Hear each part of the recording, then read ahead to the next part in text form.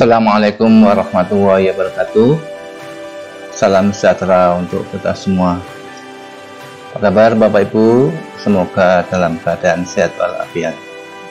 Pada video kali ini saya akan berbagi tentang materi rekomendasi akreditasi sekolah madrasah suplemen untuk asesor.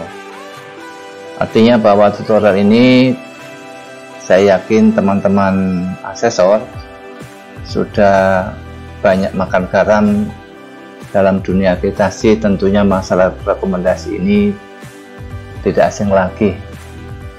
Namun demikian, kiranya berdasarkan pengalaman yang ada, mudah-mudahan dengan tutorial ini bisa dijadikan sebagai suplemen untuk teman-teman, sehingga di dalam melaksanakan tugas sebagai asesor bisa menyusun rekomendasi yang baik,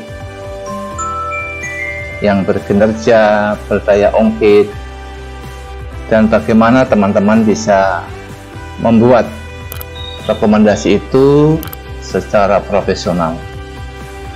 Untuk itulah pada tutorial kali ini saya akan memberikan 4 materi. Yang pertama adalah bagaimana sih ciri rekomendasi yang baik itu. Yang kedua adalah bagaimana kriteria rekomendasi berkinerja. Yang ketiga, bagaimana prinsip Pareto bisa digunakan meningkatkan profesionalitas Bapak Ibu sebagai asesor di dalam menyusun rekomendasi. Kemudian yang keempat adalah bagaimana langkah-langkah menyusun rekomendasi sehingga rekomendasi yang teman-teman asesor susun itu memiliki daya ungkit. Jadi dengan 4 materi ini diharapkan benar-benar teman-teman di dalam menyusun rekomendasi itu bisa memiliki kualitas yang tinggi, sehingga rekomendasi yang disusun itu bisa memberikan saran atau penguatan terhadap kualitas sekolah atau madrasah teman-teman asesor visitasi. Bagaimana ciri rekomendasi yang baik itu? Pertama adalah dapat mengatasi masalah yang terjadi. Jadi apakah rekomendasi yang Bapak Ibu berikan itu dapat mengatasi masalah yang terjadi di sekolah itu. Kemudian rekomendasi itu dapat dilaksanakan dengan kondisi sekolah saat itu. Jadi jangan sampai teman-teman membuat rekomendasi itu tidak mungkin dilaksanakan dengan kondisi sekolah yang teman-teman visitasi. Kemudian yang ketiga, efektif dan efisien. Jadi artinya bahwa rekomendasi yang teman-teman susun itu benar-benar efektif dan efisien sehingga tidak terjadi pemborosan. Ya, benar-benar efektif dan efisien. Kemudian yang keempat, tidak menimbulkan masalah di kemudian hari. Artinya bahwa ketika teman-teman sudah memberikan rekomendasi, baik itu berupa saran atau penguatan, itu tidak akan menimbulkan masalah. Tidak akan menimbulkan masalah di kemudian hari. Bapak Ibu, teman-teman asesor, kemudian rekomendasi berkinerja. Artinya bahwa ya benar-benar dapat meningkatkan kinerja sekolah yang divisitasi. Nah, menurut Pak Suyanto, pertama adalah rekomendasi itu bisa memengaruhi. Artinya bahwa rekomendasi itu memberikan alasan dengan dasar yang rasional. Ya, why? Ya, mengapa diperlukan itu? Apakah itu berdasarkan regulasi? Ya, regulasi itu bisa peraturan pemerintah, bisa berasal dari peraturan menteri dan lain-lain. Bisa juga dari teori, bisa juga berasal dari filosofi Pancasila maupun teamwork dan lain-lain. Jadi alasan mengapa Bapak Ibu memberikan rekomendasi itu ada alasan yang rasional. Menurut peraturan pemerintah kah, menurut peraturan menteri kah, atau teori, atau filosofi. Jadi rekomendasi itu bisa mempengaruhi. Lalu yang kedua adalah mengarahkan. Nah, berarti menggambarkan kondisi seperti apa yang harus dicapai.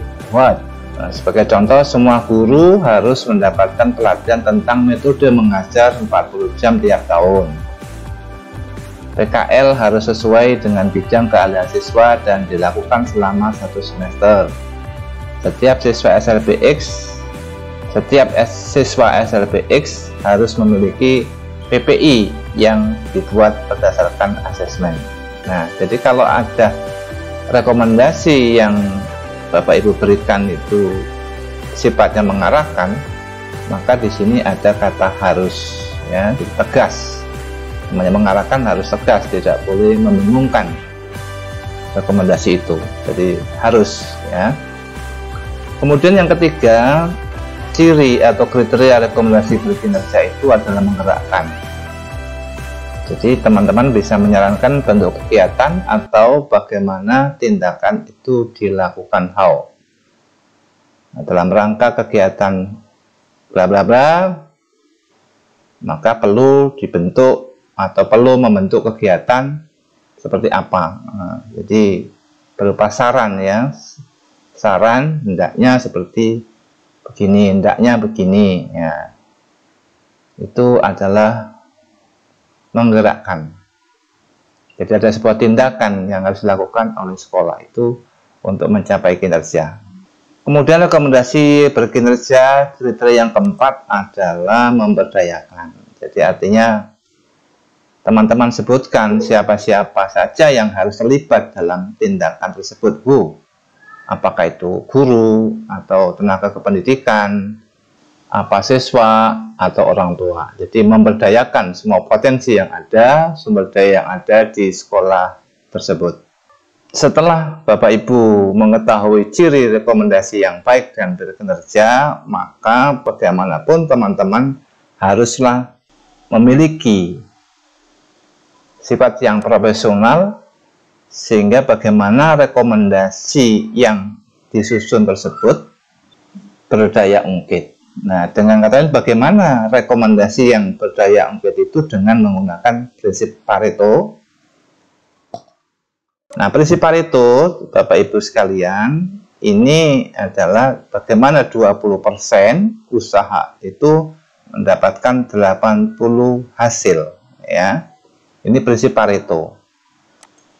Nah, prinsip Pareto itu adalah sebuah prinsip yang percaya bahwa 80% hasil dari kinerja seseorang merupakan buah dari 20% upaya yang telah dilakukan.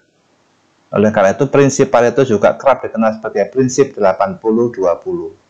Dinamai oleh seorang ekonom asal Italia bernama Vilfredo Pareto pada 1895. Sumber dari Kipek, ya. Jadi 80% yang dihasilkan itu adalah upaya dari 20%. Nah, artinya bahwa bagaimana Bapak Ibu ketika menyusun rekomendasi itu benar-benar seminimal mungkin Bapak membuat rekomendasi tetapi hasilnya luar biasa, ya. Jadi hasil yang 80% itu merupakan upaya yang 20% ini berdasarkan prinsip Pareto. Nah, prinsip Pareto inilah kita coba gunakan di dalam mengungkit prestasi sekolah. Nah, dengan demikian profesional teman-teman, jadi artinya asesor yang profesional itu paling tidak asesor yang paham betul persekolahan. Jadi asesor yang profesional itu adalah asesor yang paham betul persekolahan, sehingga dapat menemukan faktor yang punya daya ungkit tinggi, sederhana, murah, tetapi berdampak signifikan terhadap mutu sekolah. Nah, jadi bagaimana Bapak Ibu sebagai asesor itu menemukan faktor, ya, faktor-faktor di sekolah itu yang mempunyai daya ungkit tinggi, sederhana, murah, tapi punya dampak yang signifikan. Nah, sehingga Bapak Ibu yang profesional pun dapat berpikir organisasi sekolah sebagai suatu sistem. Artinya bahwa asesor yang profesional itu tentunya dapat berpikir organisasi sekolah sebagai sebuah sistem. Jadi Bapak Ibu di dalam bertugas benar-benar dituntut dapat berpikir tentang organisasi sekolah itu sebagai sebuah sistem. bagaimana inputnya, bagaimana prosesnya, bagaimana outputnya. Nah, ini harus diketahui benar-benar oleh teman-teman asesor. Nah, Bapak Ibu selaku asesor yang profesional juga tidak sekedar berpikir linear, tetapi Bapak Ibu juga harus bisa menemukan faktor kunci di balik simptom yang tampak. Nah, inilah salah satu atau beberapa ciri ini yang diminta pada teman-teman sebagai asesor yang profesional. Nah, bagaimana langkah-langkah agar rekomendasi yang teman-teman susun itu berdasar ungkit dan baik serta berkinerja? Tentu pertama adalah Bapak Ibu harus bisa menemukan kekurangan dan kelebihan tiap butir dari komponen penilaian akreditasi. Yang kedua, setelah Bapak Ibu menemukan kekurangan maupun kelebihan, maka teman-teman bisa menginventarisasi mana yang dianggap prioritas. Nah, kenapa kok kekurangan juga dan kelebihan? Ya, kekurangan tentu benar-benar memang harus direkomendasikan, dan kelebihan tentu harus diberikan penguatan. Jadi rekomendasi itu memang tidak hanya sekedar saran, tetapi juga bagaimana memberikan penguatan terhadap apa yang sudah dicapai oleh sekolah. Nah, setelah Bapak Ibu menemukan yang prioritas, nah, masih diperas-peras lagi bagaimana yang prioritas itu sekitar 20% yang akan dijadikan rekomendasi. Ini artinya kalau kita mengacu kepada prinsip Pareto tadi, sehingga benar-benar memiliki daya ungkit.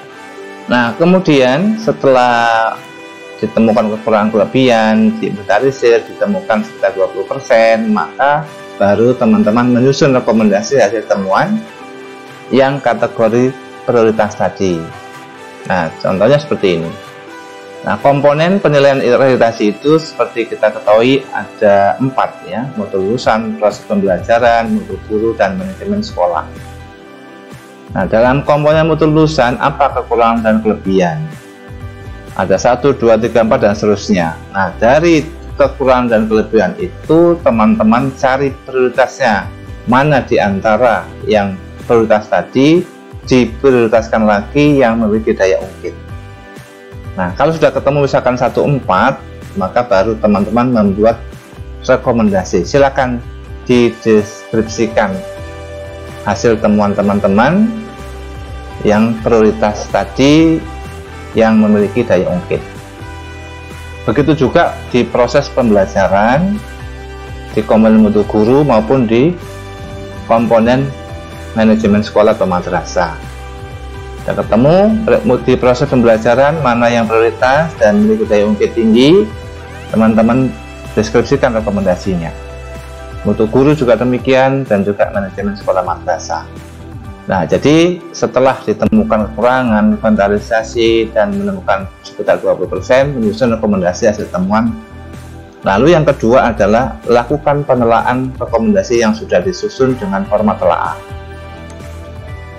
Nah, sebelum menelaah, cek apakah rekomendasi yang saya buat bersama tim asesor sudah baik dan berkinerja. Nah, ini maka kita gunakan penelaahan rekomendasi. Nah, bagaimana caranya? Nah, misalkan nama sekolah, madrasah mana, tanggal visitasi berapa, komponen yang telah apa, mutu lulusan, apa proses pembelajaran, mutu guru, atau manajemen sekolah madrasah. Jadi satu-satu, dengan teman-teman pilih saja yang mana diperlukan. Pertama, mutu lulusan misalnya gitu ya. Nah, deskripsi rekomendasi yang Bapak Ibu buat, yang tadi Bapak Ibu buat di komponen mutu lulusan misalnya gitu, teman-teman telaah dengan menggunakan kriteria rekomendasi yang baik maupun kriteria rekomendasi berkinerja. Apakah rekomendasi yang teman-teman buat ini dapat mengatasi masalah terjadi? Ya. Dapat dilaksanakan dengan kondisi sekolah saat itu? Ya. Efektif dan efisien? Ya. Tidak menimbulkan masalah di kemudian hari? Ya apa tidak? Kalau ya, ya. Tinggal teman-teman centang. Jadi ini harus benar-benar jujur teman-teman membuat rekomendasi ini ditelaah menggunakan aspek-aspek telaah ciri-ciri rekomendasi yang baik. Kalau sudah baik, berarti apakah berkinerja? Nah, teman-teman gunakan kriteria apakah mempengaruhi? Ya. Menggerakkan? Tidak, berarti ini masih perlu perbaikan nanti kalau tidak. Menggerakkan? Tidak, kalau tidak perlu diperbaiki. Kalau ya, centang ya. Memberdayakan? Ya. Kalau semua sudah iya, ya berarti rekomendasi yang Bapak Ibu susun dikategorikan memiliki ciri-ciri yang baik dan berkinerja. Nah, ini untuk komponen mutu lulusan. Begitu juga nanti proses pembelajaran dengan cara yang sama, mutu guru dengan cara yang sama seperti ini, manajemen sekolah atau madrasah juga langkah-langkah seperti ini. Jadi ada paling tidak ada 4 lembar kerja yang perlu Bapak Ibu buat di tempat kerja lain ya. Nah, kalau sudah Bapak Ibu telaah memang rekomendasi yang disusun itu baik dan berkinerja dan juga memiliki daya ungkit yang tinggi, maka Bapak Ibu katakan timku memang top. Nah, karena rekomendasi ini disusun oleh teman-teman asesor baik 1 maupun 2. Baik Bapak Ibu sekalian, mudah-mudahan berguna, bermanfaat. Semoga Bapak Ibu menjadi asesor yang profesional. Demikian, Assalamualaikum warahmatullahi wabarakatuh.